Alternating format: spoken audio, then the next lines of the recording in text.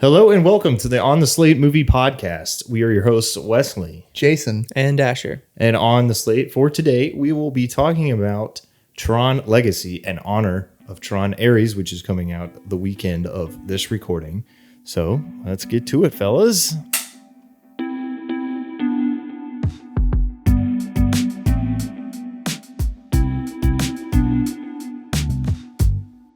Well, fellas, we just watched Tron Legacy. And we have a lot of thoughts about it. It's that vibey movie that came out in 2010. Mm-hmm. And yeah, we just figured Tron Ares is coming out. Let's give it a rewatch. Let's talk about it on the pod. Jason, you're probably our big Tron fan in the group. Mm-hmm. But before we get into all of that, I'm going to read a shout out so we don't forget about it this time. Did we forget it last time? Anyway. Well, I feel like we always put it off till the end because we forget. Like, yeah, I gotta do it. Oh yeah. I think we did say something. So we have different social media stuff. We have Twitter. We do not. That's one of the things we don't have. TikTok, Twitter. TikTok, YouTube, Instagram. Mm-hmm. And so if you comment on anything, we will read it and we will pick one of our favorites and yeah, we'll read it. So this is on TikTok from 5He. And it says, okay, so the context is we had a short come out where we're listing basically movies that come out in 2027. And 2026. Oh. No, it is 2027 actually. Okay. So 5He says, exactly what I would expect a podcast called On the Slate would talk about. And it has like the face. So yeah, I mean, that's exactly right. We literally were listing the slate of movies coming out in 2027. That is all we do. And honestly, we don't talk about anything else. When I was watching that short, I was like, man, the movies in 2027 are all like sequels that are at least on the like fourth one or something. Yeah. Well, some of them were two. Frozen is three. They all were sequels, I'm pretty sure. So it was. You don't see me in the in the short because the entire time I'm like silently brooding after each movie that you list. Jason's boiling inside. So thanks to 5He for commenting on our stuff. Thanks, 5He. And all the other people that comment and leave comments. Thank you so much for engaging with us. We love to talk about movies. That's why we do this. So anyway, that is that done. We are going to talk about the movie now. So how many times have you guys seen this movie, would you say, at this point? Asher, go first. Less than 10. Less than 10? But when I watched it originally, like it was very memorable for me. So I've revisited it on YouTube, like watching YouTube scenes a lot of times. But like actually sitting down and watching the movie all the way through, I definitely can say I've probably seen it less than 10 times. I still feel like that could be a lot of times, the way you phrase that. True. Less than 10 could mean like 9, and that's a lot of time to watch this movie. It's also been like 15 years. 9 times in 15 years isn't done. Yeah. I mean, it kind of... When we watched it the other night, the last time I had seen it all the way through, oh man, I want to say at least has been 5 years minimum. But I remember when it was out in theaters and I wanted to see it in theaters so bad, but we didn't because basically my family and another family with my friend were on a beach trip. And so it was either we had the option to go see Tron Legacy and I think in IMAX or we had the option to go to the Ripley's Upside Down building. At Myrtle Beach? Yeah. I was just there like 3 weeks ago. Yeah. So we had the option of that because as we were in the line for the Upside Down building, it was a long line. And we were contemplating, like, should we go? Like, there's a movie theater right over there. Like, should we go? That movie theater's not there, by the way, anymore. Really? Yeah. But go on. So we were like, I was struggling for a second. I was wondering, I want to go see the movie, but this Upside Down building looks so cool too. So I ended up seeing it like I think when it came to DVD. For a 10-year-old, it's called the Wonderworks. Yeah, that's what it is. For a 10-year-old, that was probably that's what it's called. more worthwhile experience. Yeah. Oh, it was so much fun. They had like a little container. This is so off topic. They had a little container of water that was at the temperature. Yeah, of the Titanic water. Ocean. Yeah. And so you got to see how long you could keep your hands in there. Guys, my hands were numb after a minute. You lasted a minute? I did it recently, and after like 40 seconds, I was like, it's not worth it. I'm letting go. 4 hours. And they got mad at me and kicked me out of the building. They had to kick No, you. that's a complete lie. They had to That kick you did not and the happen. exhibit out because you were frozen to it. Yeah, I was. You actually just got hypothermia and lost your arm. My superpower is having slightly warmer hands than the average person. Well, here's warm hands, man. Come to save the day. What about you, Jason? Okay, so this movie, I watch it every year as a tradition with my brother. Shout out Kevin. Kevin. Every episode mentioned at this point. He is not. Join the pod, Kevin. Anyways, so we watch it the night before Thanksgiving. And the reason why is really no specific reason other than one time back in 2019. So we used to go get dinner with my dad every Friday night, which I guess I still do that sometimes. But we used to go, like, my brother would come. Now he works every Friday night. But we would do that. And then the week of Thanksgiving, because Black Friday is a terrible night to be out and stuff like that, we would go to dinner on Wednesday night with my dad. And I don't know why, but for whatever reason, we were like, you want to watch Tron Legacy? Which is a movie I had seen plenty of times before this point, but we did it that night and it just kind of became a tradition. So since 2019, that's been 6 years, right? Well, this will be the 6th year. Yeah. Am I doing my math right? Yeah. It's 19, 20, 21, 22, 23, 24, 25. No, this would be the 7th. So, and then I already watched it with you guys, and I'm going to watch it again in like 4 weeks. So this year alone, between 2019 and today, would be eight viewings. But I saw it in theaters when it came out too. When I was 10, my grandfather took me and my brother to see it. So shout out to my grandfather. Grandfather Solomon. And then I bought it my parents bought it for me and my brother on DVD, and I know we watched it a handful of times. So it was definitely maybe like 15 plus times I've seen the movie. All right. It was, yeah. Most of them as an adult, I guess, but yeah, a lot. I've seen it a lot. There you go. I think for me, I remember seeing it when it came out in theaters, and then I saw it the other day. So there's twice, and I feel like I watched it a couple times. Yeah. I can't remember exactly how many times, but yeah, back after it came out, we got it on DVD. I probably watched it a handful of times. Nice. So I've maybe like 3 or 4 times. Mm-hmm. Nice. But yeah, it had been like probably 10 years since I'd seen it. Mm-hmm. So Cool. Tron Legacy is about this guy named Sam Flynn, who is the son of Kevin Flynn, who is the main character in the first movie, which we're not going to be talking about the first movie very much today. This is just like the second movie, Tron Legacy. Mm-hmm. But Kevin Flynn was in the first movie. He was kind of like the main character. In this one, he's the dad of the main character. Mm-hmm. So basically, when he has a son, he doesn't like abandon his kid, but he gets stuck in the grid, which is the computer world. If you're unfamiliar with Tron, basically like there's this video game that you also like go into, and it's like this whole like digitized world with really smart programs and stuff. Pretty interesting concept.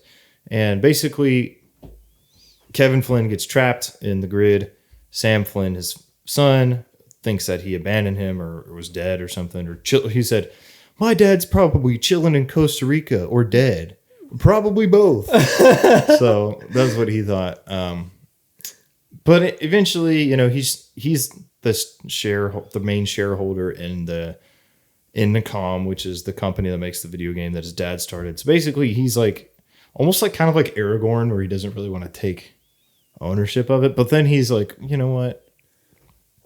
I kind of want this software to be given for free, which makes a kind of confusing message for the movie because this is like totally a Disney movie and Disney would never do something like that. It's a good point. Back in 2010, Disney wasn't afraid. They would never give any of their stuff away for free, but Sam Flynn will. So he does some shenanigans at the beginning. Cillian Murphy shows up for like one scene. Cameo Murphy. There you go. But then, yeah, some guy, what's his name? His buddy, his friend on board. Alan. It's Alan. I guess Alan gets paged by, he thinks is Kevin Flynn coming from the grid. So he's like, hey, you should go check this out. I have the key to your father's arcade, which is also where his office was. You should go check it out. So Sam's like, yeah, no, what the heck? And he goes and then he types some buttons on a computer and gets sucked into the grid. And then shenanigans ensue. There's a lot that goes on in this movie. Holy cow. There's a lot. Trying to explain it to give us a good basis for what we're talking about. Captured by the orange guys. So yeah, he basically goes in there and he's like a stranger. People don't know who he is. He gets arrested immediately because I guess that's how it is if you're just walking on the street. Dude, that is so interesting. Why did he get arrested? Did he like... He was just running. He was so just, like he came out. What was interesting is that when he entered the grid, he entered the grid version of Flynn's arcade. So like he still came out of the same location, but the grid version, which I thought was interesting. And I guess that might make sense thinking about Kevin Flynn when he first made the grid. Maybe he wants a grid version of the arcade or something as like. That's probably where his office was originally. Or something. Yeah. But that's a good point. Why was I guess he there's arrested? just like martial law curfew type thing to where you can't be out. And then they were recruiting people for the games or D-Res. No. Or what did they say? It was Rectify? Rectified. Rectify. Which was Rectify. You don't find out till later in the movie, but it's getting reprogrammed into one of the soldiers. Yeah, and there's all sorts of fancy tech words that they use. And then everything's got blue LED lights if it's good, and it's got red LED lights. If Orange. it's bad. Or orange. LED lights. There's no red. It's orange. I feel like I saw red somewhere. There's no red. Red is Master Control from the first movie. MCP. Okay, you're right, Jason. I'm sorry. I did watch a recap on the first Tron, and it actually helps with some stuff to understand for Tron Legacy. You know about Alan's character a little bit more. You do, yeah. And Cillian Murphy is the son of like the actual CEO of Encom at the start of the first Tron, I'm pretty sure. And Encom was actually, so basically Kevin Flynn acquired Encom because he was like one of the top software engineers for Encom.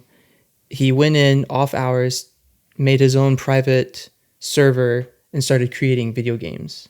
And then basically someone stole his video games, came out, took the credit for it, and I think Kevin left or something, and then opened the arcade, and then started doing like backdoor hacking to get publication out that his games were stolen.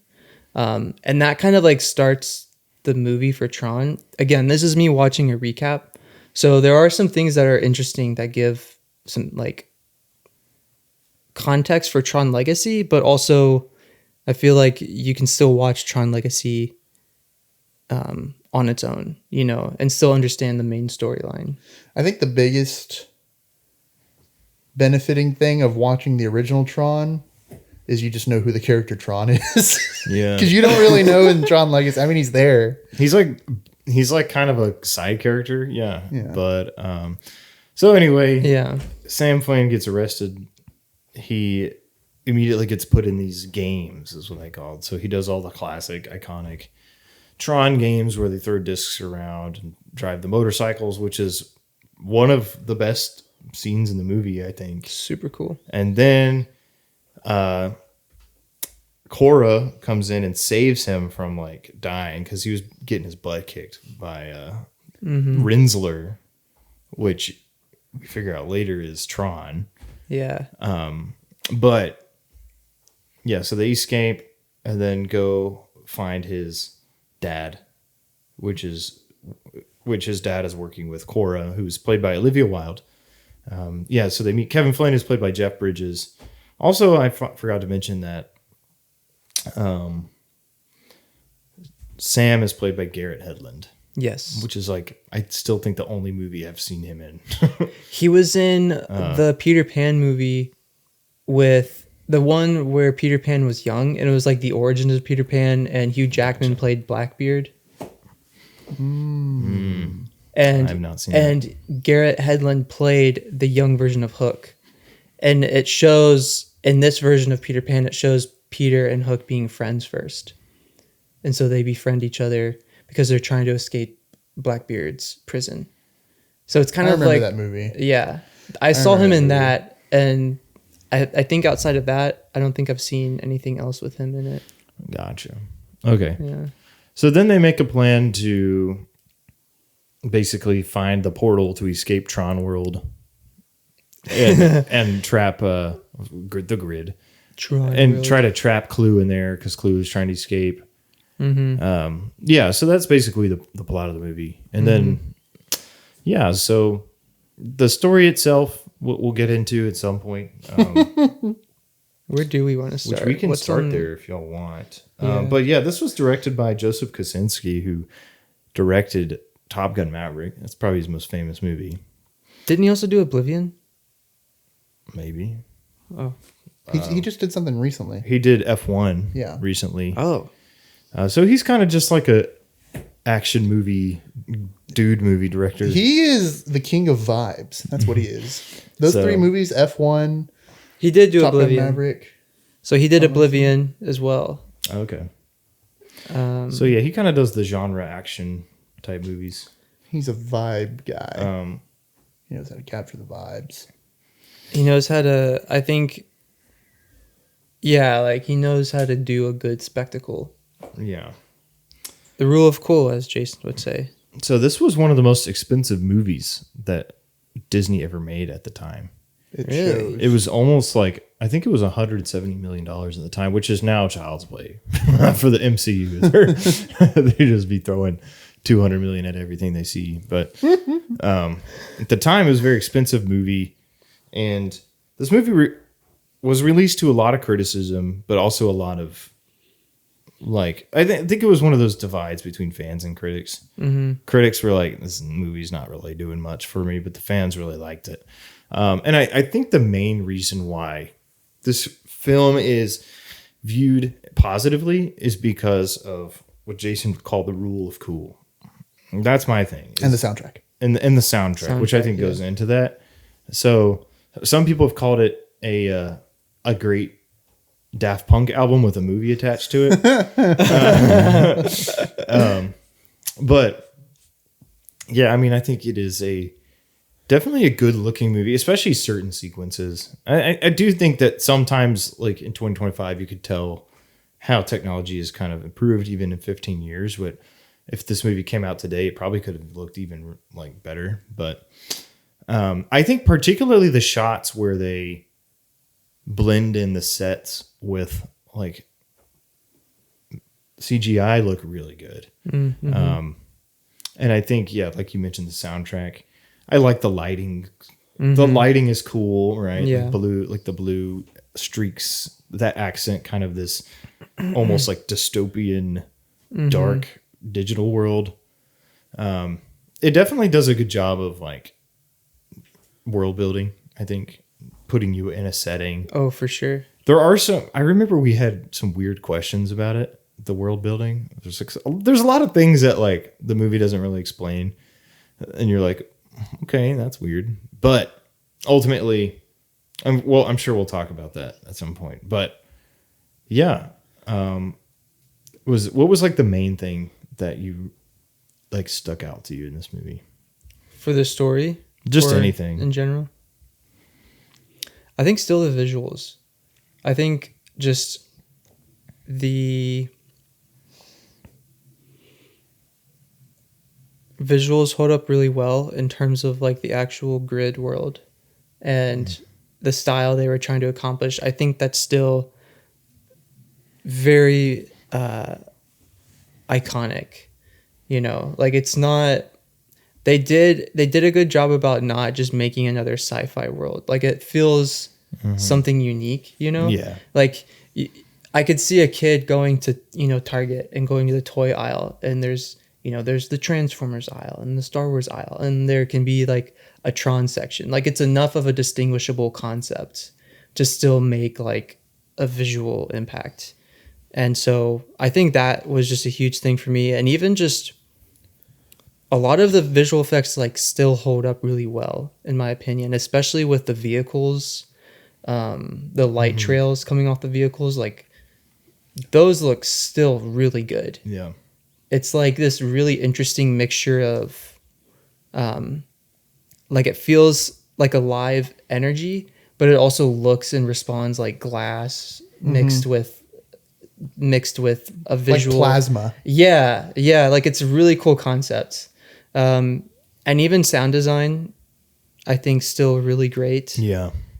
Along with the music, the score by Daft Punk is just outstanding.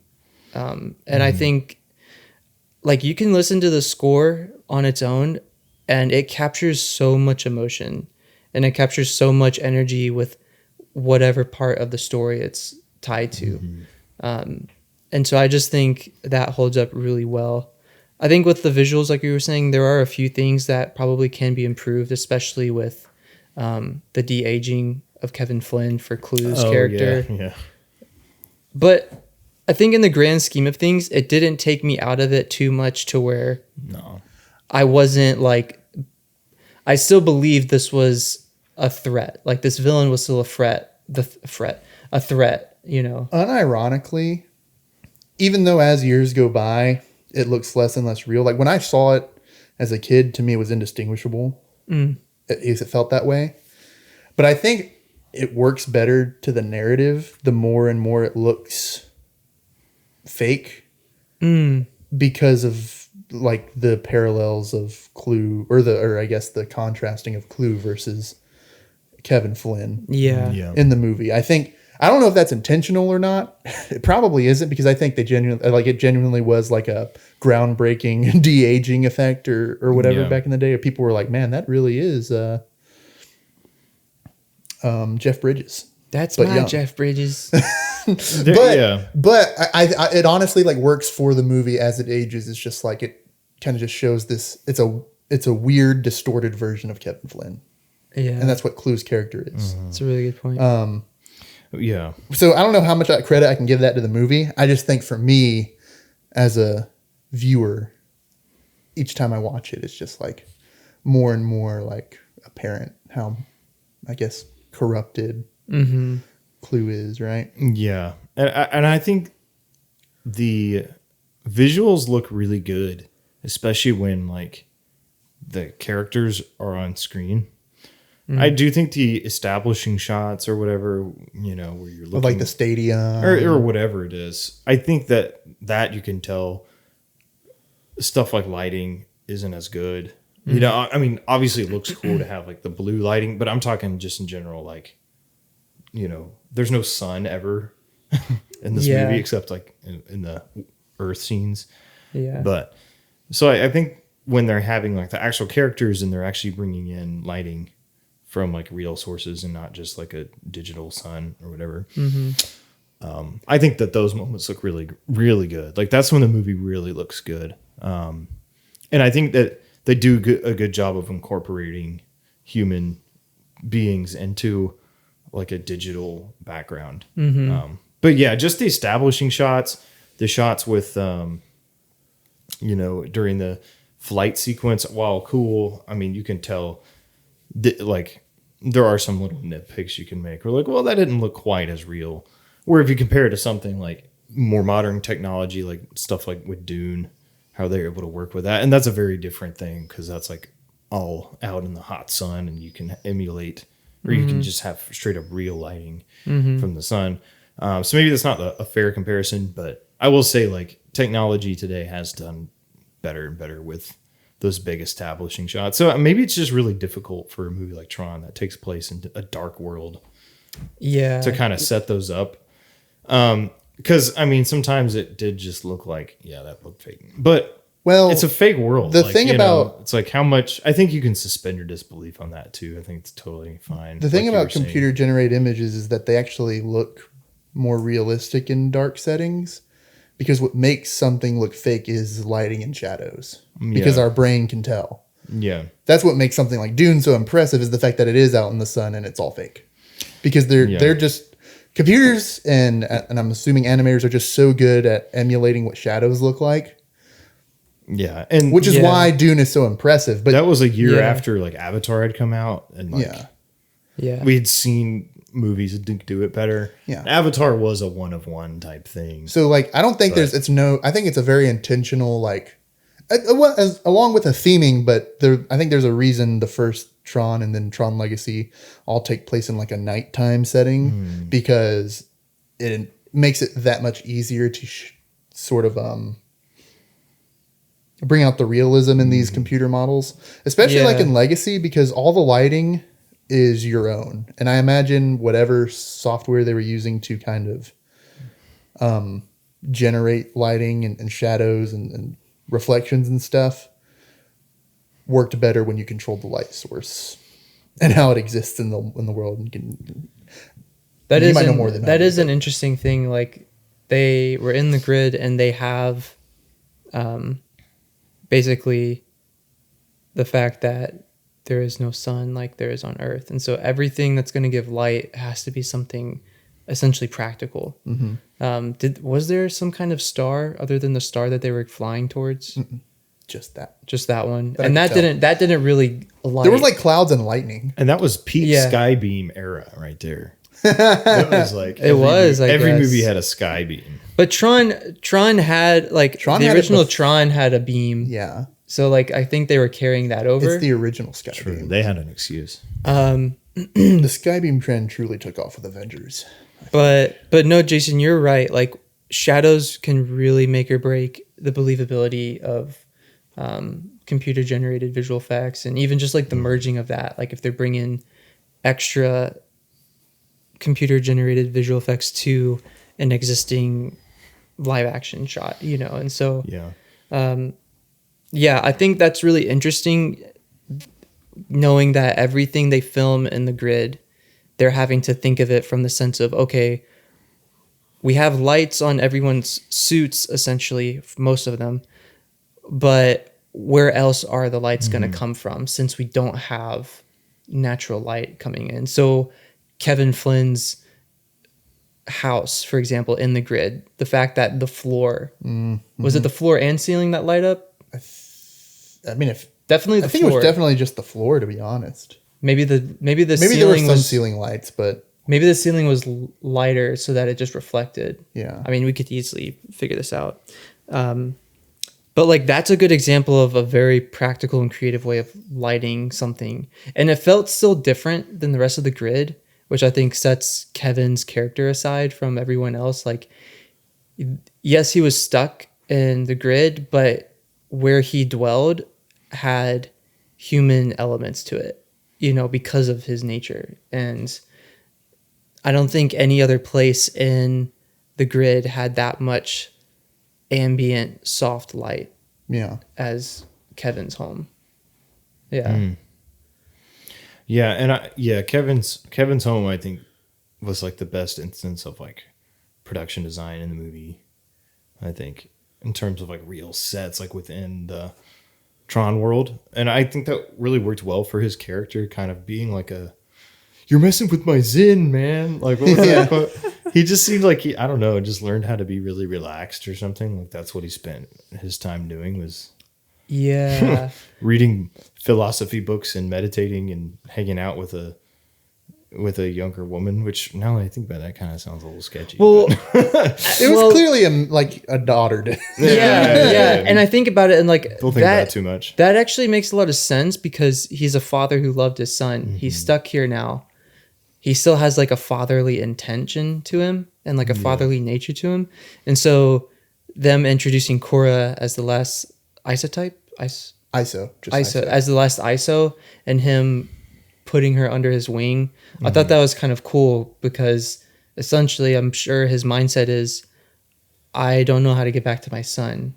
but like he's still gonna still be himself, you know. And so the fact that he was able to be a father to someone else who needed it was kind of cool. And with you mentioning this about what Kevin was doing in his pastime, essentially, as he was stuck, I feel like this is what a lot of people, this is such a side note, if they treated Luke Skywalker like this in The Last Jedi, instead of making him a bitter and cynical old man. Yeah, that would have been interesting to see. Like it seemed that Kevin, he did seem a little hopeless, I think, at times, but it seemed that he still tried to make the most of his time there. And I think like his hopelessness before his son shows up, his best play really was to just not do anything. And that made a lot of sense. And, you know, I think all the best scenes are Jeff Bridges talking or having a conversation with someone, which makes sense. But that scene where Sam is like, we have to do something. We have to make a play. And Kevin's like, no, like the best play here is to not play into his hand at all. You know, like don't do anything. Yeah. But I also like the realization that comes a little bit later where it's like, well, the game, I think they say it quite like the game has changed, but like the game isn't the same one that he's been playing for the past like 20 years that he's been missing, right? There's a new element to it, his son. And I think as he processes that, he realizes that there is something to do. Like we can take the offensive now. Yeah. Plus his son just does something where he has to do something now. Yeah. Like, well, yeah, but I think Kevin, I get what you're saying. I think Kevin would I'm not eventually disagreeing. like have done something either way. I don't think Sam doing something necessarily Yeah, I get you. entirely forced his hand. I think he forced it like his hand like earlier than he probably would have done anything, or right. Yeah. Like he wouldn't have done what Sam did. Yeah. Right. But I think Kevin was definitely going to end up agreeing with Sam. Yeah. Is what I feel. Yeah, that's a good point. Yeah. Because he goes to look for Sam, and I think that's what he was going to go do. Then he was going to go talk to him about maybe there is something we can do, and then he's like, "Oh, Sam's gone." Yeah, for sure. And yeah, I'd say Kevin's probably the most interesting character in the movie overall. I think he's the most layered or complicated one. Like, you know, he has that internal conflict. He's probably a little bit jaded, right? Like I could just stay here, like you guys were saying, or he just needed something to like spark, like courage to do that, and he got that through his son. Which Garrett Hedlund, I got nothing against his like performance here. Maybe it's just I felt like the protagonist was kind of weak in terms of like being interested in him. I think he was like fine, but Yeah. I mean, I can understand why people think he's boring, as a lead character. Like he's just kind I of just don't think his conflict is super like complex. I mean, he doesn't really like change. I mean, he changes, but I don't know. You just compare it to Kevin's like little arc he has. Yeah, I'm not sure what he really does. He doesn't have like a big defining moment of like change, I think. Like he was always like kind of a good natured person. Like Reckless, but yeah, it's because like his character starts in a place where he's like, he doesn't really want to take full responsibility for the thing, but then he kind of does at the beginning where he's like, oh, well, I'm going to protect my father's legacy. But I guess he kind of has that change where he's like, okay, I'm going to take over the company now and run it the way that it should be run. But yeah, like in the Tron world, I don't really see him like do much as a character. I mean, he does things like for the plot, but as a character, I don't know if he really does anything except for kind of like develop a crush on Cora. Yeah. Yeah, I mean, in the movie, he's just always like, he's always willing to do the right thing. He's always willing to fight. There's never like his morals are never called into question, or he doesn't have any dilemmas. There's or not he really isn't many. he isn't confronted with something that challenges his worldview. Yeah. So The most conflict we get is basically him and Kevin when they're first talking about like what's the next step. And that's where I think that's like the most, I think, conflict morally or ethically that he deals with, because all the other conflict is more like plot conflicts. Yeah, but then you have Kevin who's like, yeah, I kind of let a version of myself commit genocide. Yeah. And then I sat back and kind of did nothing, but really what could I have done other than just well, die? the point of his obsession ended up backfiring on him, you know. Yeah. and, Well, that's what I'm saying. It's just like and he had to come to terms with like what really mattered in life, you know? Yeah. And I think that was a more interesting character. I think Cora's character, I mean, she is pretty interesting. I think she's fine as a supporting character. Yeah. She's just kind of almost like comedic. You know, I wouldn't say full on comic relief like maybe someone like Mary or Pippin would be, but she was like,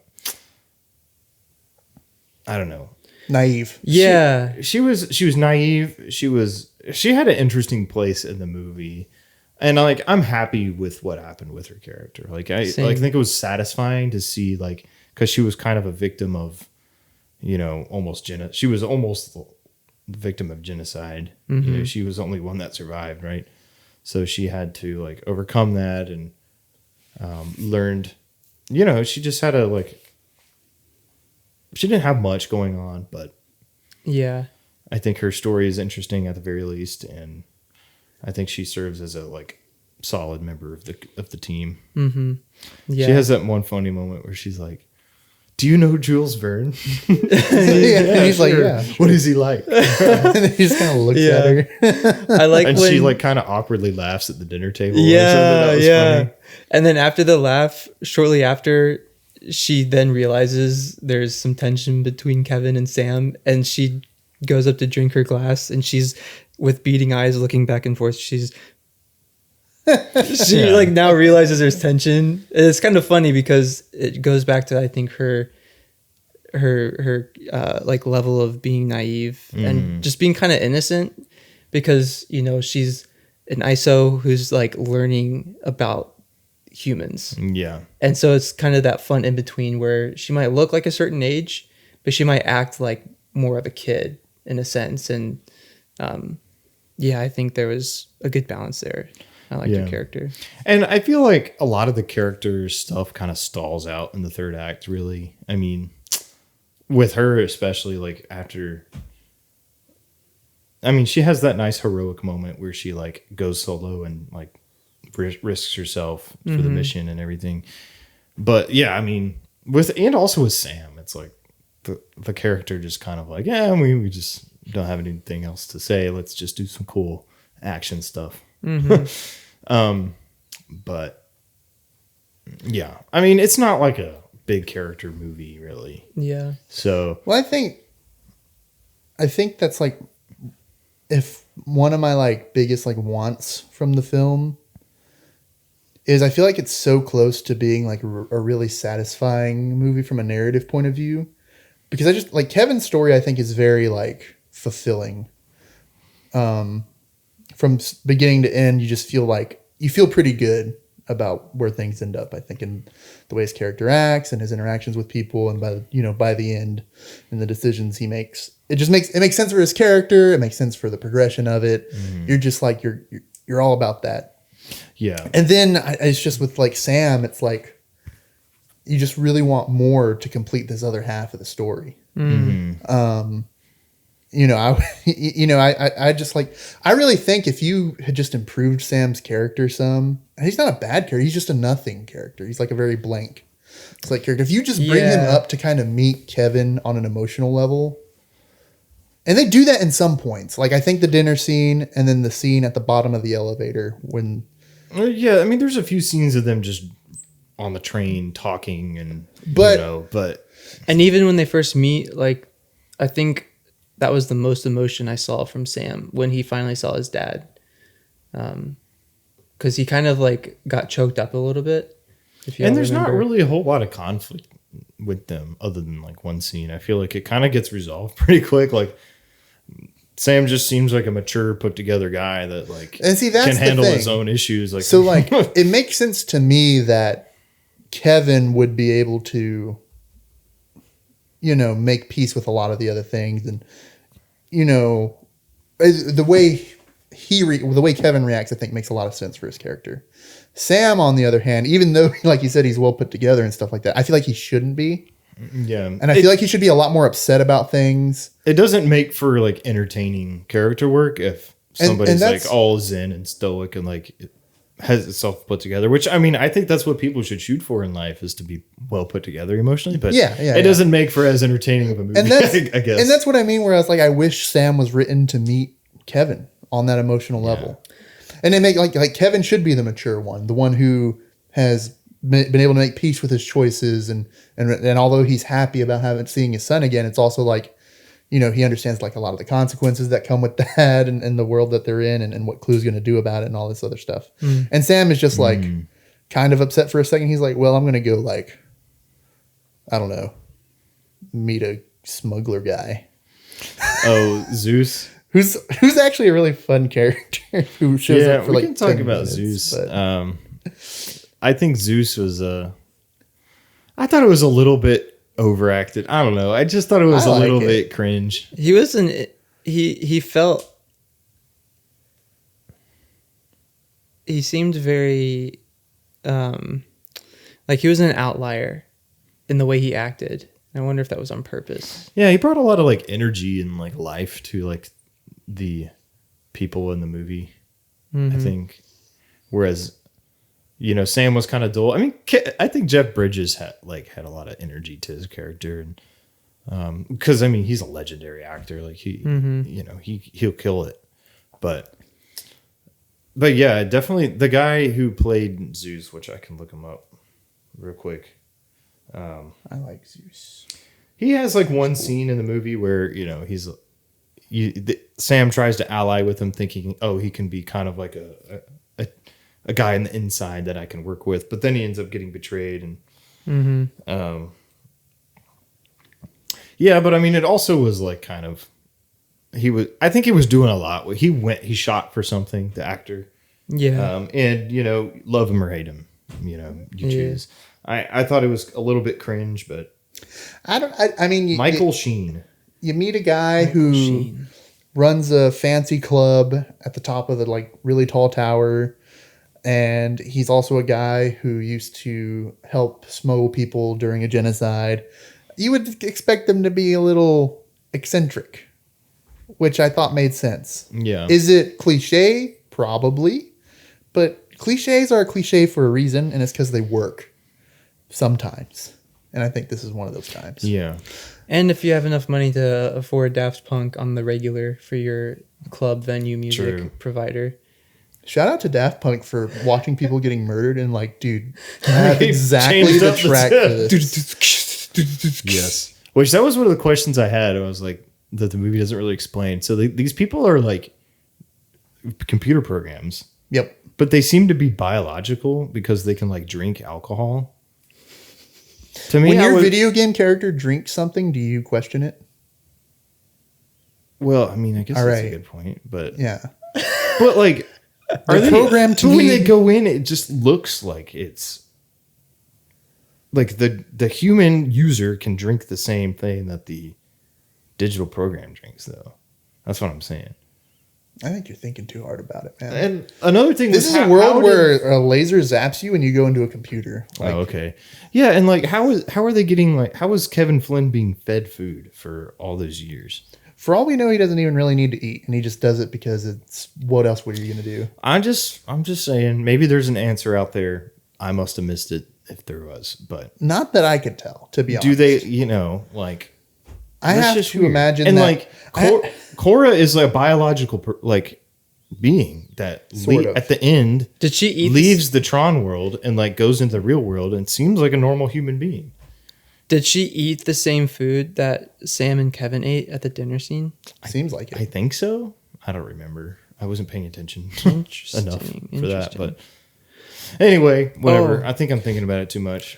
One thing that might be good to bring up is the scenes that were in the world, the scenes that were on Earth. We talked about how it was very, it seemed very reminiscent of the Dark Knight trilogy and like Christopher Nolan's take on kind of a dark night city, and like Yeah, even the I've seen shot that. where Sam was on the top of the Encom tower about to dive off, the way the camera flew in and sort of orbited around, dude, that reminded me exactly of The Dark Knight when Batman was on top of the You're Chinese, right, that is the weird. Chinese So- tower. The cinematography and direction of the Yeah. If the movie, since the movie came out in 2010, that means they were probably in production in like 2008 and 9. So Oh, Joseph yeah. Kosinski, Oh, yeah. Joseph Kosinski definitely watched The Dark Knight and was like, "I have to emulate this somehow." Yeah, But like also like you said with the motorcycle scene too, when he's like going into that tunnel and stuff, that almost looks right out of The Dark Knight too, because there's a similar scene with a similar like the cinematography motorcycle chase where scene. it does the swaying and has the Yeah. camera following. That's like from The Dark Knight 2008, I think. Yeah, And I love the music as he's driving his motorcycle. Yeah. Yeah, and I think another character before we move on from characters. Like, I guess we got to talk about Clue. I love like, Clue. He's the villain, I think he's an awesome villain. Who? and I like how he is like tied to Kevin. Kevin in the sense of like He literally is Kevin. like Kevin at the end when he sacrifices himself to stop Clue. It's like almost like it's satisfying, that character of like he's finally like making up for his mistake, taking care of like his mistake. So there was that kind of thread that was tied in, but other than that, he's just your typical bad guy, And one thing that's interesting to think about is up until the point when Kevin made Clue, essentially he's a direct clone in a sense.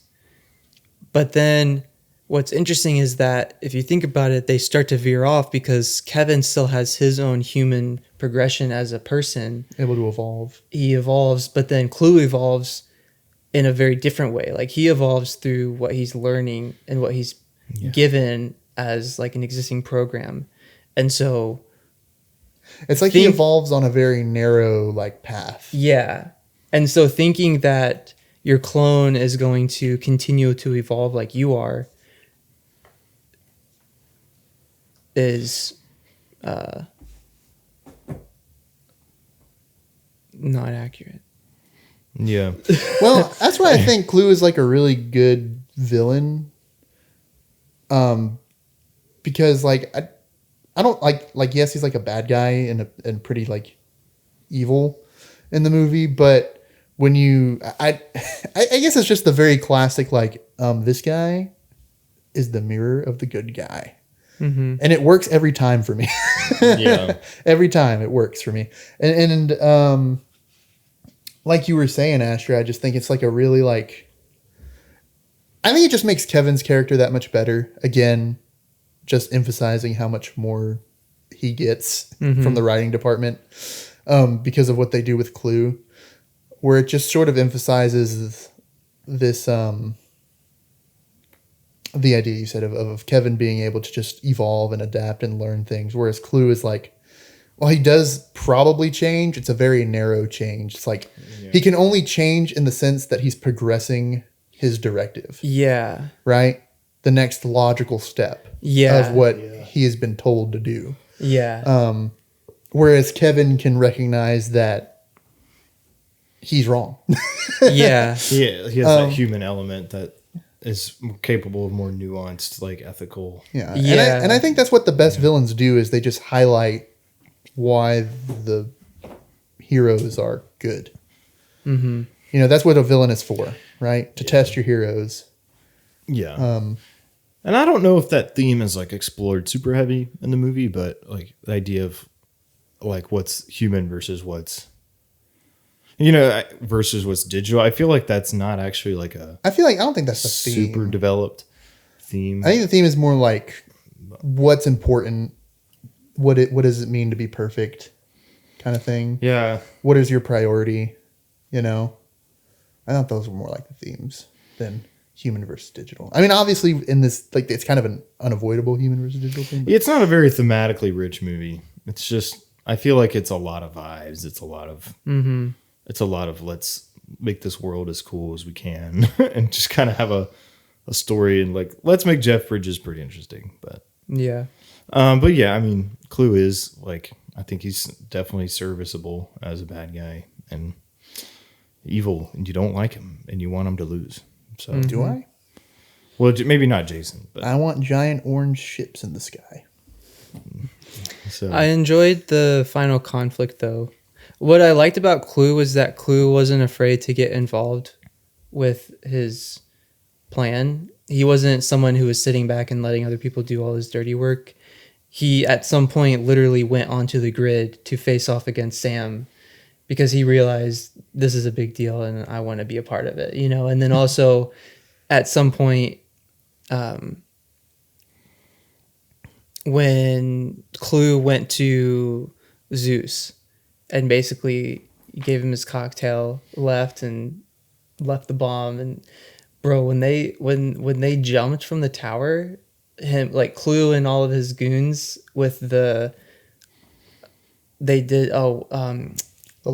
jets. And Yeah. they formed. That was so cool. Like, yeah, they're bad guys, but they're so cool. You know, they jump out, form the light jets in slow motion, and then fly off to go chase Kevin and everyone. That was cool. And I liked how essentially he was a good leader, just a bad guy. Yeah. yeah, we've heard that before. Like in Wreck-It Ralph, just because you are a bad guy doesn't mean you have to be a bad guy. Clue took it the other way around. So yeah, I guess the only other major character would be like Tron, which he's kind of like. Is he a major character? He's a character, all right. He's there. Why is the movie named after him? The movie's named after him, but I still don't understand this. he's really important in the first one, right? He's like the hero in the first one. And so he pretty just much. kind of got like the franchises named after him, Yeah, even though he's not. Like, pretty much. Yeah. Well, Because- so in the first movie, the game he ends up making is called Tron because of Tron and the digital and the grid. But before that, the other games were named differently, right? Like I think there was so. Space Paranoid, Yeah, Space something else. Paranoids, which is just asteroids, I think. but yeah. So that's why the series is called Tron. And then in the second one, I guess they had to. They didn't want to. You're not going to make the sequel and not call it Tron. He's They didn't want people to get confused. Yeah, his character was a little like, all right. He was just there to be like the evil like sub villain, he was like- he had 2 discs and he fought cool. and he did twice. He did the cool back side flip thing to Yeah. dodge something. yeah. We saw it once. It was cool. We saw it again. We're like, okay, I already seen that, but I guess it's cool still. And then he saw Cora And then he run. flips over the ship with his ship. So he does a flip with his ship. too. Yeah, flip ship. He does a lot of flipping, and some of the flips are probably unnecessary, but they look cool. He also does the thing where he crashes out. Was it him or Clue? It's him. Where his bike crashes and he just kind of like pulls out another bike. That was sick. Yeah. Yeah. Yeah, that was. I Tron. think Kevin Flynn programmed a parkour databank in Tron when he made him. Everything you do has to be with flair and style. Yeah. Unfortunately, though, like I don't think the movie I don't think the story needed his character to exist at all. Like you could have cut doesn't- all of the Tron scenes, and like the movie wouldn't have been different. It's a really good because point. he's not really the counter to Clue, because Kevin's like the counter to Clue. He's just kind of like Kevin's little second in command guy who's like good at fighting. And that's pretty much it. And then he works for Clue because he was like converted, but then as soon as he sees Kevin or whatever, he's like, oh, I'm a good guy now. He goes, I fight for the users. Which is a cool moment, but at the same time, it's like that was not set up at all. Other than he used to be a good guy, but he was reprogrammed. So it's like, how does that even work? Like, do you just unreprogram himself like that? I don't know. Maybe that's all it took. Maybe that's the canon in the lore that I just don't know. Kevin Flynn has a deprogramming aura. He has a deprogramming aura. He is the master creator. What did they call him in the movie? I think they just call him the creator. The user. Creator. Yeah. I thought it was funny when Zeus started acting a spaz as people were fighting, and he was like yelling at everyone. He's like, "Behold your maker." Yeah, he was like the son of your maker. Yeah. And he starts shooting light from his staff. Like, what is going on right now? Oh yeah, that guy was funny. He was like, what was his name? I don't even remember. Zeus. Oh, I thought you were talking about. Oh, you're talking about the assistant to Oh. Clue. Who's Clue's assistant? I don't even I don't think he gets know. a name, does he? He's just funny. like always.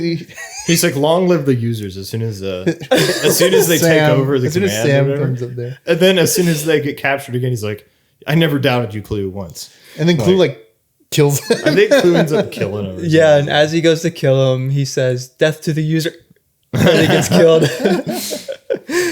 Yeah, that guy was a yes man through and through. For sure. And he wanted to like be like, you saw, the one thing I did like about, not the one thing, but what I liked about his character was that though he was a program, you saw that he wanted affirmation from his leader. Yeah. Because he was really trying. He would continue to give Clue reports of what he did, and he wanted a higher level of feedback than what Clue gave.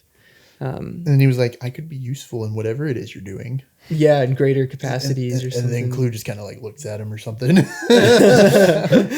thought it was funny when he was giving Clue and Sam the sticks for the light bikes. He gave Clue his stick, and he was very honoring.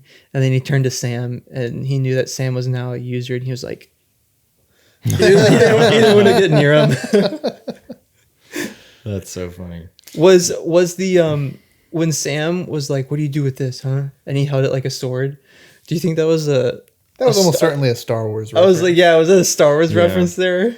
Probably. This is before Disney even owned Star Wars. 2 years later, they could have made a proper joke. Yeah, I honestly think like the coolest scene, like we mentioned earlier, was the games, right? Like, that was like the coolest Tron moments, in my opinion, at least. I like the fight in the club. I think that's what people remember Tron for, just in general as a franchise, is like the motorbikes and The disc wars. disc wars and stuff. And the movie really does not lean into that stuff very much. I mean, like the motorcycle scene is like one scene in the movie. Does it come back later? No. I mean, they have They have the helicopter or jets the jets or whatever that do similar things. So I feel like if they almost took more of a gladiator approach to like, I think it would have been more true to like what people were wanting.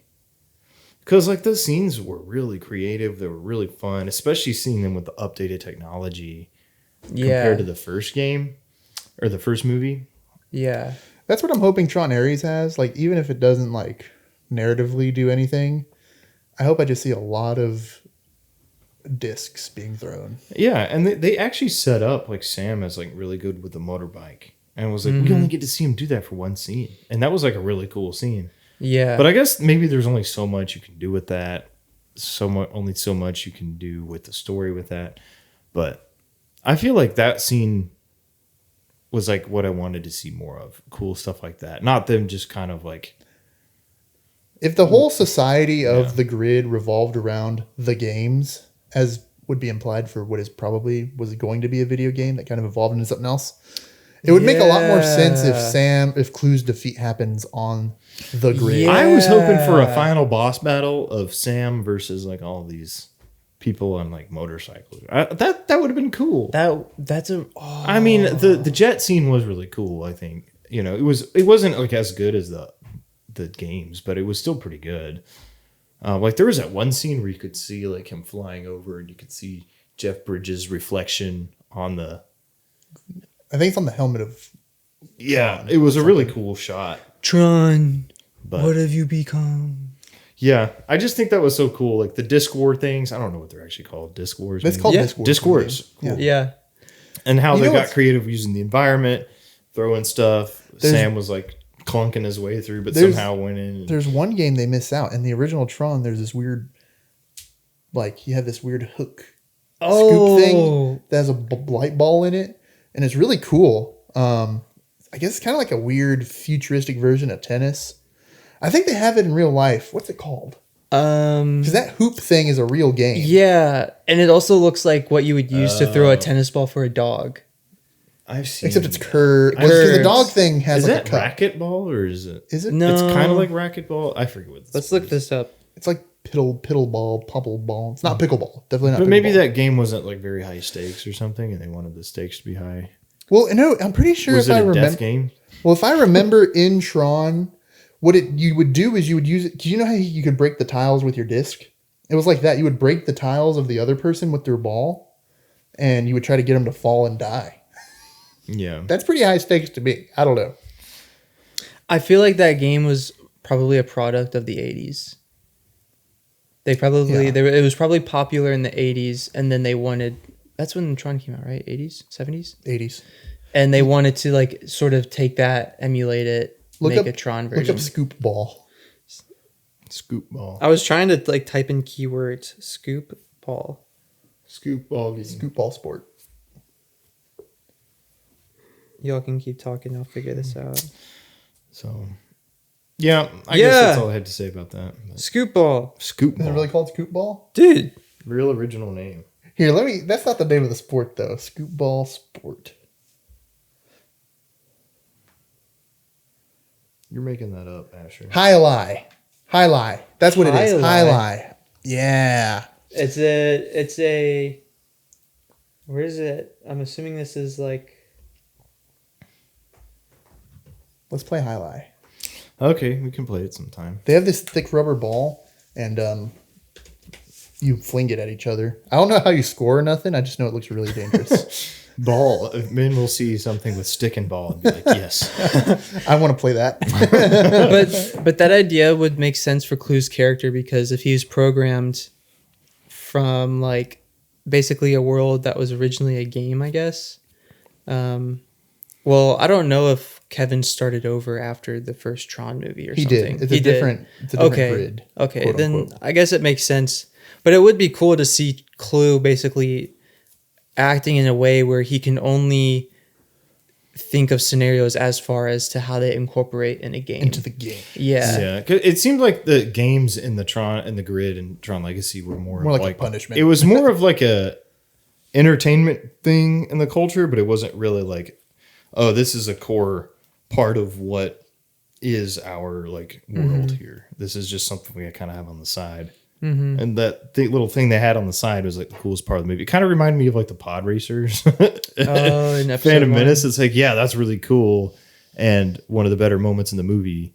But like the story and everything is just kind of like, well, Now this is light cycling. yeah. Which, by the way, if you haven't been to Disney World, there's a roller coaster based off of Tron Legacy. Do you actually like? It's called Tron Light Cycle Run, and you like sit in the cart like you're on the motorcycle. Yes. Light cycle. It's really fun. It goes up to like 60 miles an hour and stuff. Do you actually like kill your opponent? You like?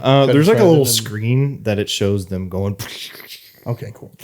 I can live with that. It's really short though. It's a short ride, but it's a lot of fun. Anyway, It's probably totally short because it unrelated. goes 60 miles an hour.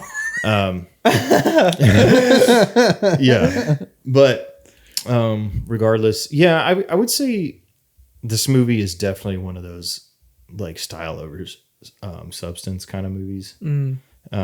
But I think if you really, really like the style of the movie, I think this is one of those like movies that you can rewatch a bunch in that sense.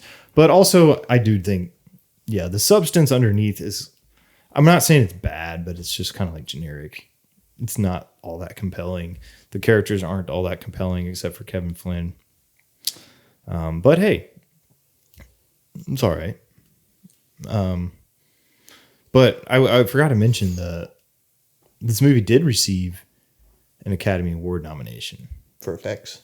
Oh, soundtrack. Which one do you think it was? Good soundtrack. I'm gonna say visual effects.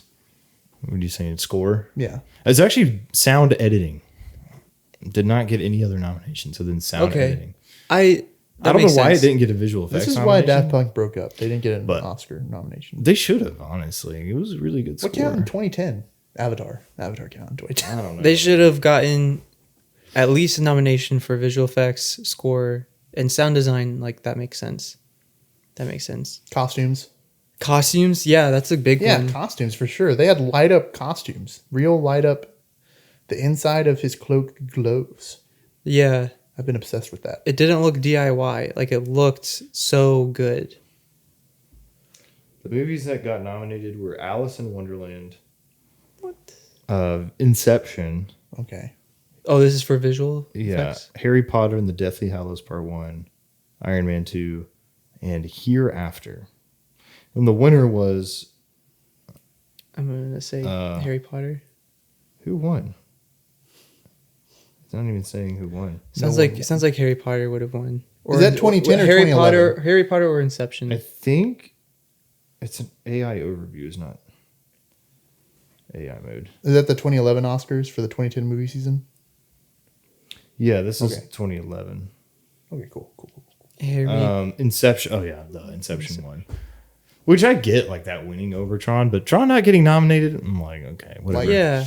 But also the Oscars is very much like if your movie sucks, like your chances of getting awards nominations, even if you deserve it, like, kind of go down. So, But Alice in Wonderland? which I don't Like, think Tron Legacy Alice sucks, in Wonderland but- wasn't a good movie though. Like even at the time, people didn't like it.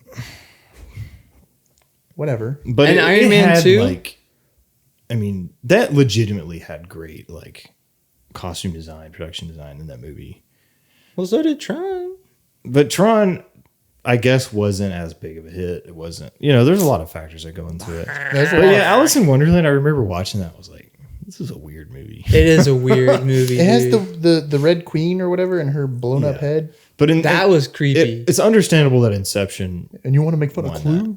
Inception won like a lot of awards. Hey, I love Inception. I'm glad it But- won what it got. But Tron just should have been Because nominated. I mean, that Inception blended visual effect, like CGI and practical effects, really, really well. Maybe better than like any movie we've seen.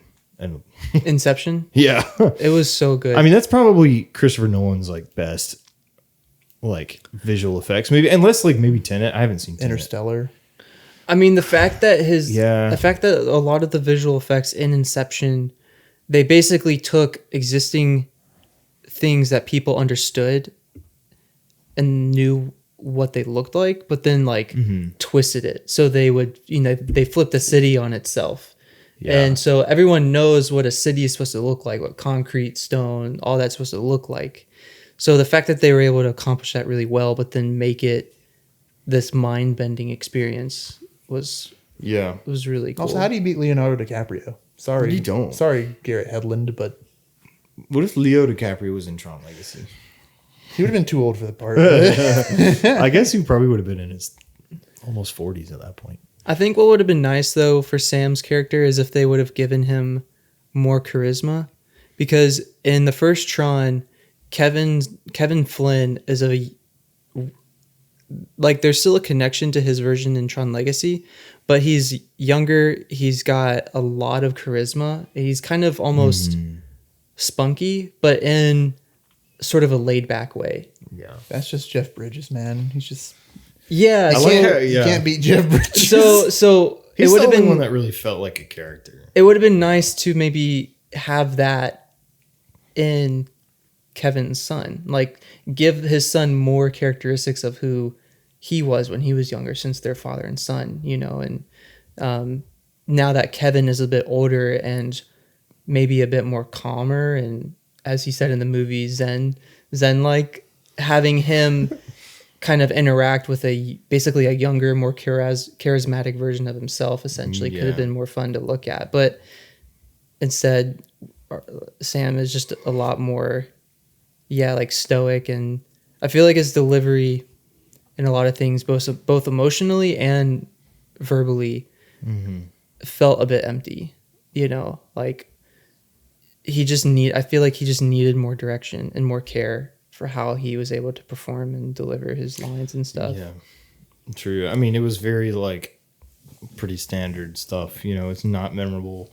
Garrett Hedlund is just a guy that hasn't had like a lot of big roles in Hollywood, but hey, maybe he's, I mean, I don't think that's like a bad performance. It's just, I get it. Like people probably watched it and were like, yeah, he's kind of boring. we just wanted more. That's all. Give him better dialogue too. Like So they gave him a lot of one-liners. But you have to wonder, do you think they did that because maybe he wasn't as strong of an actor? Because they didn't give other people a bunch of one-liners, except for Zeus, I guess. You know what I mean? Well- Like the writing, like when you like for Korra and for Kevin, doesn't seem very watered down necessarily. You know what I mean? It seems like it makes sense for them. Yeah. It's not. You know, it's intelligent in some places, and then for Sam, it's like, ha, nice shot, that guy. Or Well- like playing all the angles. Oh my gosh. Or There were a lot of one-liners. I have a 3-inch version of you on my shelf. Yeah. or hey, there's This a is zipper more for that. my speed. Or what did he say when... Now this I can do. now this I could do, yeah. Yeah. Well, usually the writing comes before casting. Like you'll have your script and then you'll find Yeah. I guess you're right. Now this So- is pod racing. Yeah, so Now this is pod racing. Send. Enter. But like also when I know writing comes before casting, but how much of it is dialogue written, or is it just like they've I guess it depends. because like sometimes like I know like the writing process, sometimes writers and directors, they'll come together and write the story without necessarily the dialogue, and Yeah. then fill in dialogue.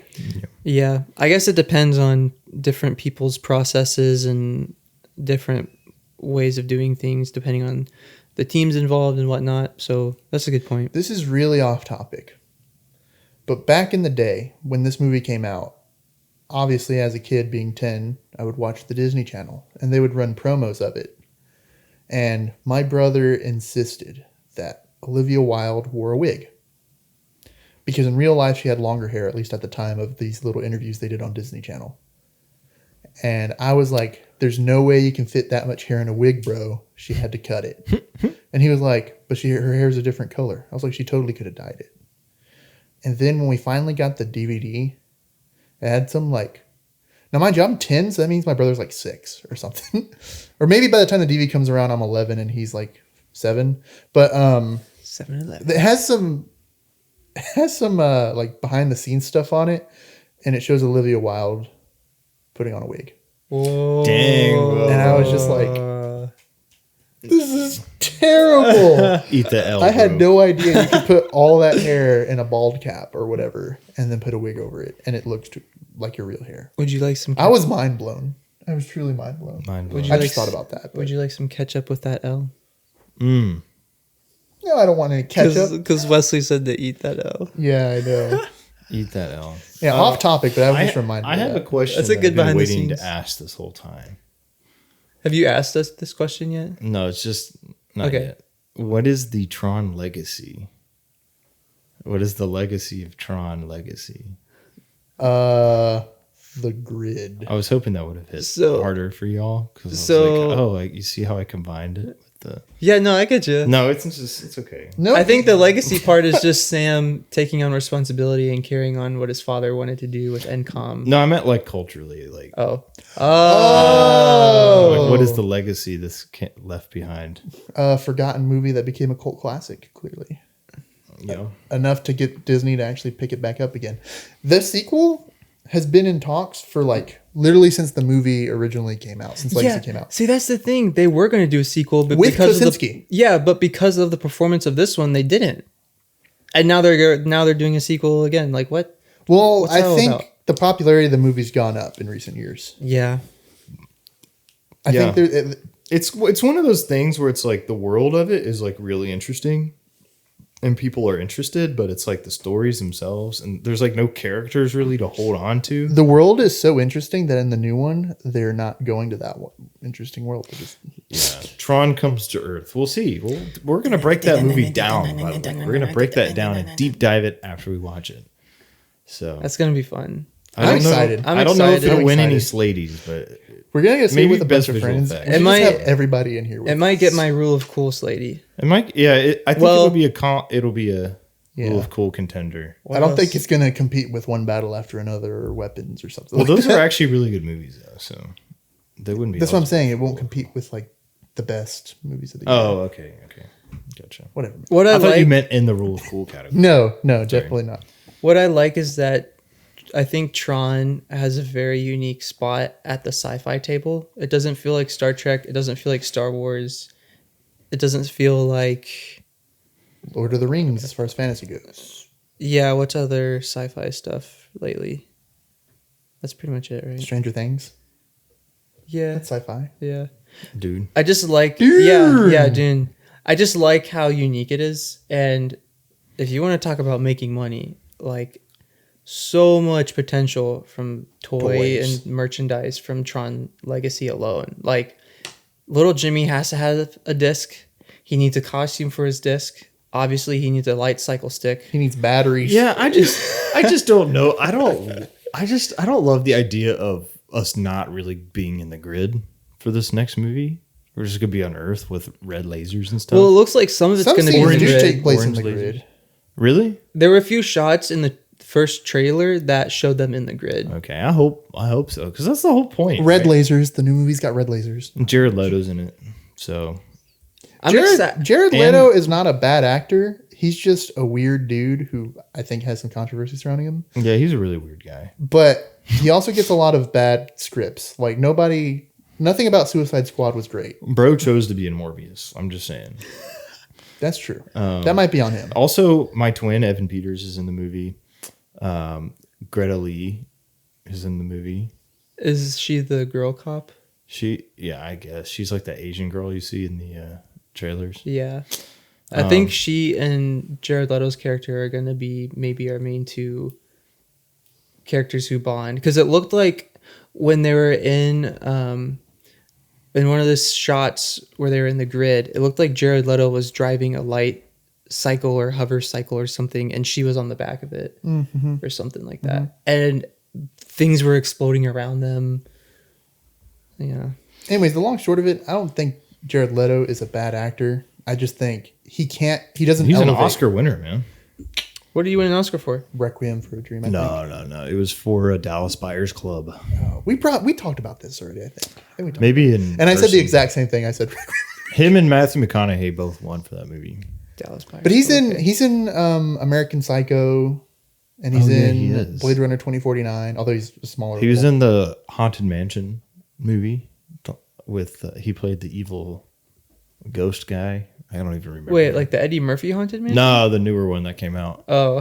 He was like the evil ghost guy. I don't know. Ghost of Christmas Something. Past. I don't remember. I watched it like 2 years ago and I forgot about it. So Is that one of those direct to streaming? no, it was in Movies? theaters and it tanked big time. I remember you tried to get me to go watch it. I was like, why on earth would I want to watch that? It honestly wasn't that bad. It had Danny DeVito in it and it had Owen Wilson in it. So I was like, Really?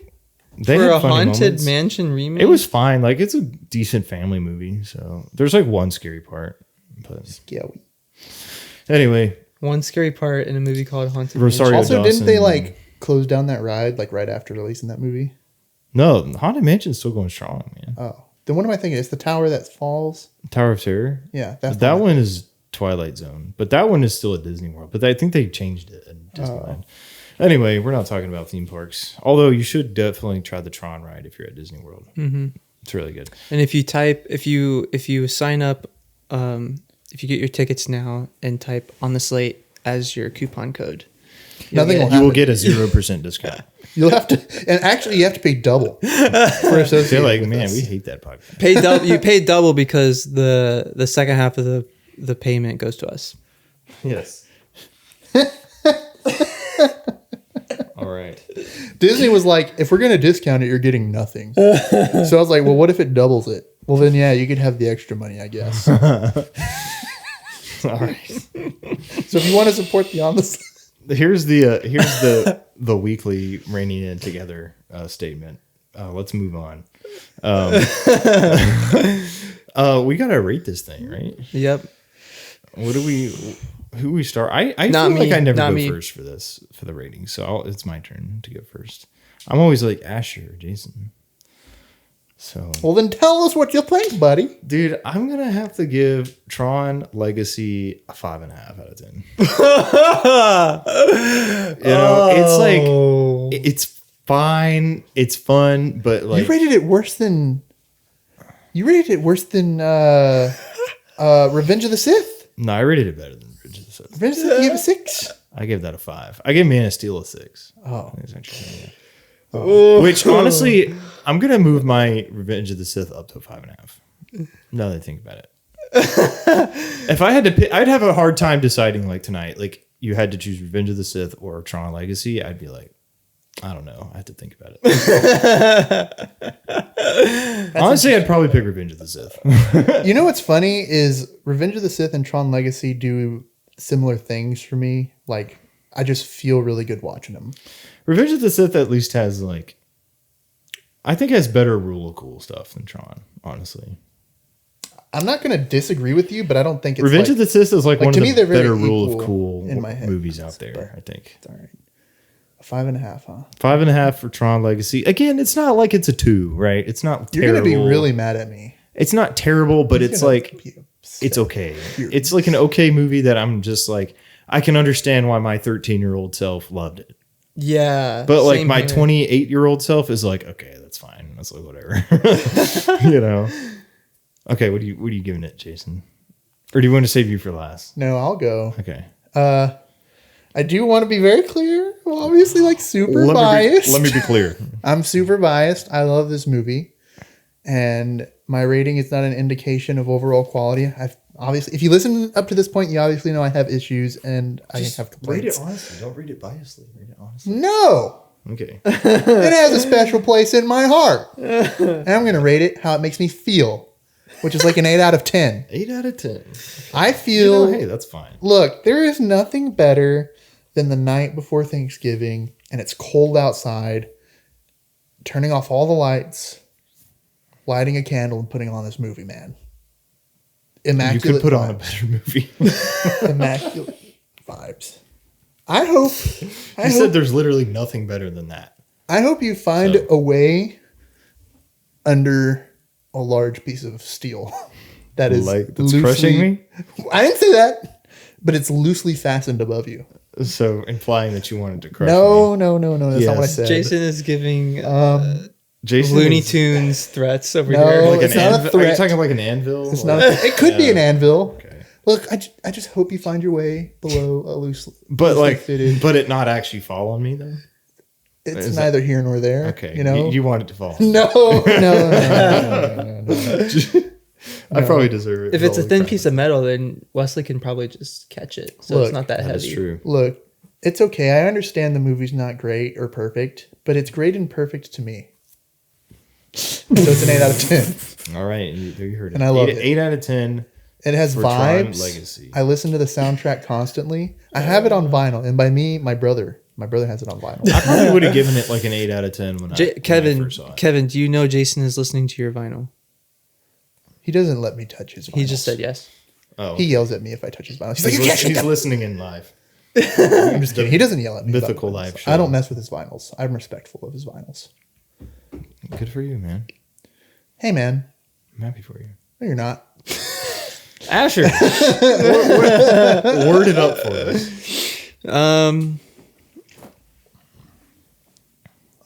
I think I'll just go with vibey out of 10. I accept it. Vibey out of 10. I accept it. All right. I was going to say maybe cool or stylish, but I think vibey fits because it covers like vibey also covers the sound design and also the Daft Punk score.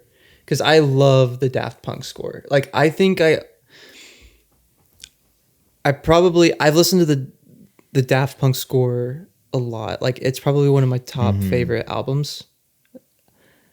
On the other hand, after watching Tron this time around, Tron has, I think, so let me backtrack. I recently got coffee with someone. His name is Zachary. Shout out Zachary if you're listening. Zach, my boy. He asked me what my top 5 or 3 favorite movies were, and I included Tron Legacy because of how cool it was. You might want your fist bump back. After we rewatched it. After we watched it again, I still like how cool it is, but as a movie overall, just looking at the characters and the narrative and whatnot, same thing with you, Wesley. Like I can see why 13-year-old Asher loved this. There are still things I really like, and I've expressed that in this episode, but I don't think overall I would consider it like in my top 5 or 3 favorite movies anymore. Just because of like the weaknesses that it has with the narrative and some of the dialogue and whatnot and the characters. Not all the characters, but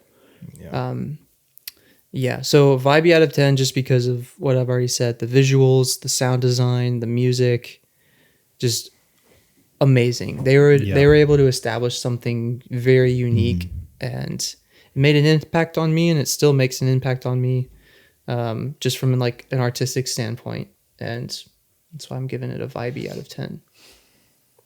Nice. Leave it to Jason to. Me and Ash are locked in. We locked today. Jason just likes it. Jason likes movies. What can you say? No. Am I? He does not like movies.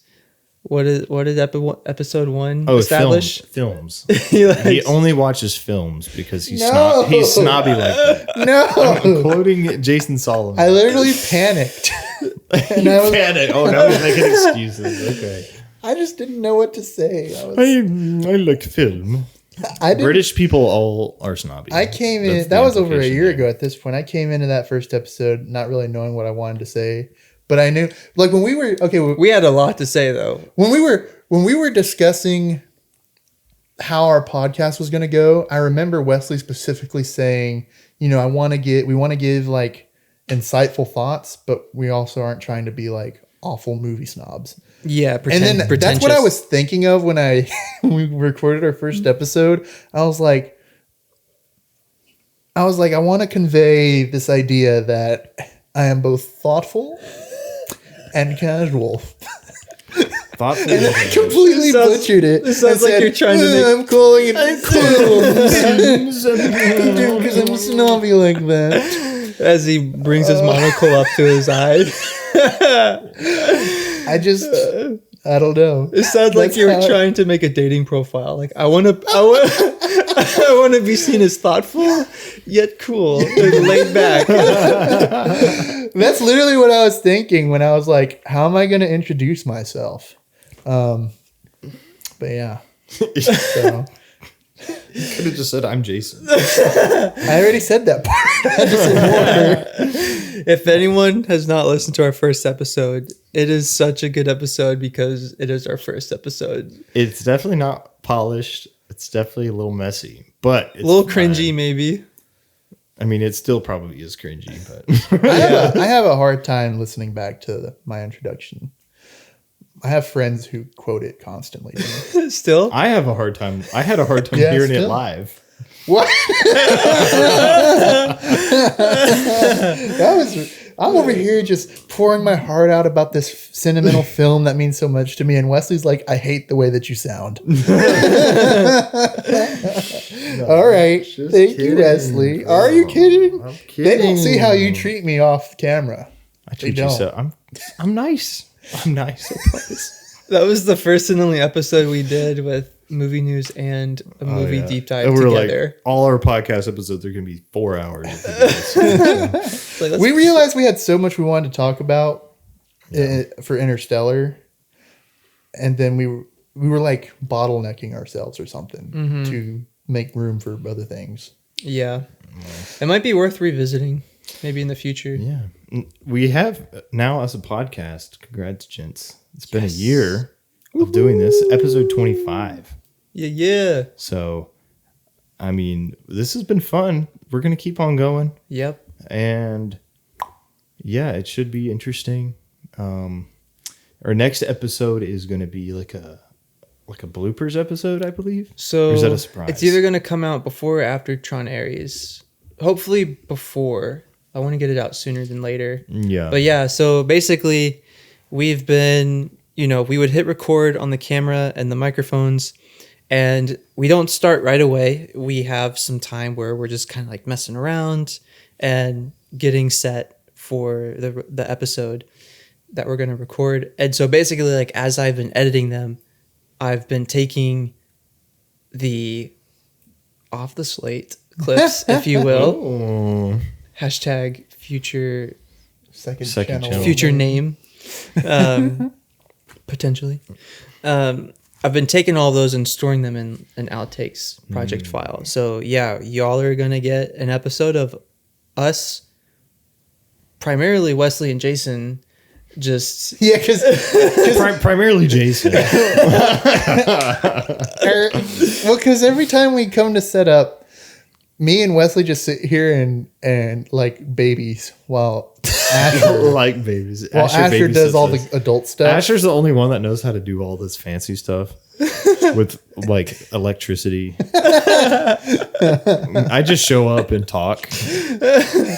Jason knows more than I do about this stuff too. Well, I no, just show but up and talk. I just think it's funny because like you're probably always like behind the camera, or maybe in some shots if it's recording, you're like Making kneeled sure the somewhere microphones trying to are make good. things Yeah. working, and then I'm over here like harassing. Singing random songs, making up music on the spot, beatboxing, talking in weird voices, all of the above. yeah. My wife's gonna make an appearance if she approves. Because remember that one time where she sat down in my place? Yeah, and we pretended to do like a intro or something. Yeah. Oh, yeah. And she was like, and Asher. And Asher. So yeah, that'll come out soon. It's basically just a compilation of our outtakes over the First year together. over the last year, give or take some episodes. I'm mainly just Yeah. sticking with the video ones, since That's probably gonna the help us. easiest to. Yeah. Yep. So we got that coming up, and of course we're going to be breaking down Tron Ares coming up. What were you saying? I was gonna say you could release like from the pre-video as like a mini podcast episode on like Spotify or something. Ooh, Spotify. and audio Or intros. and audio only. Yeah. Uh, Because I know there's some stuff from when we sat at the big round table oh, that was funny. that I know I was. Who remembers those days? I barely do. Jason was wiling on that microphone. There was something. There was something where I don't know. It was someone was in your living room, and I guess they heard me say something crazy, and they came back after we finished recording and asked about it. Really? Probably. Yeah, I think it was. I don't even know who it was. I don't know who else would. I guess it might have been Zoe. But I just remember they came back to me, and I was like, "Oh, you heard that?" I don't even remember what I said, but it was during the round table. Hopefully, it's era. something not unhinged or offensive. No, No, I'm just kidding. Something cancelable that Asher should post for the whole world. No, I'm just kidding. Speaking of, we recently found out that we can take our shorts and turn them into songs. Oh, you gotta upload one of those as a short or something. We'll do that.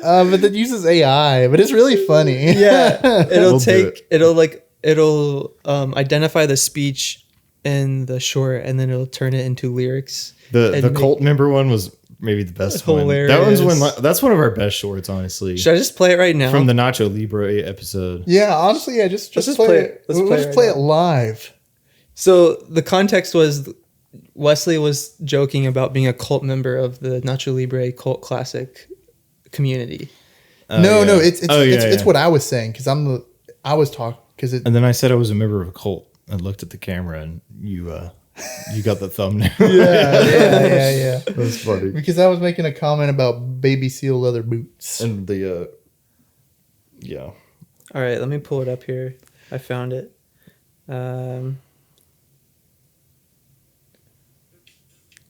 Is that the one? This is the one. All right, I'll put it in my microphone. Hopefully, it records it well. I'm a cult member, a junior member. It is sad, but I would say I watch instead. To join our cult, I will be there. My blue robes now, I love to wear. Some pristine baby seal leather boots. I'm a cult member, a cult, yeah. I'm a cult member. I'm a cult member.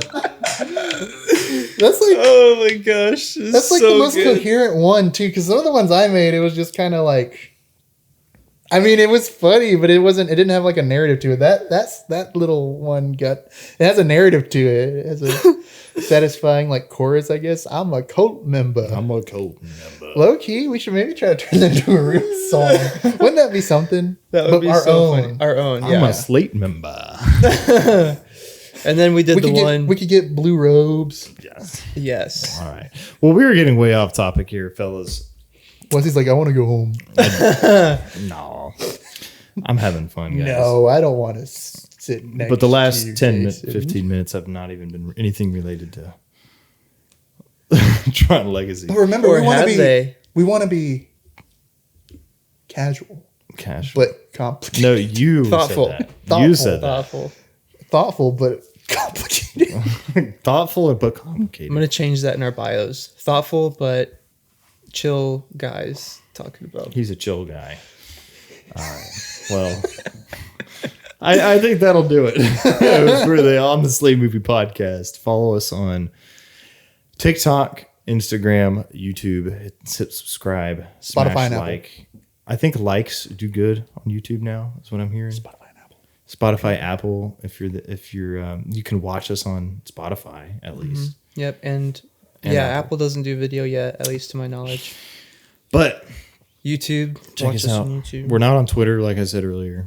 We're not, and we won't be. Reach out to us. Email us at ontheslatepod@gmail.com. On the Slate Pod, we have a lot of great things in store over the next few months. So we're excited to bring all of that to you. Yeah. Yeah. All right. So this has been the On the Slate Movie Podcast. We are your hosts, Wesley. Jason. And Dasher. Thanks for joining us. Hope you have a great October and God bless.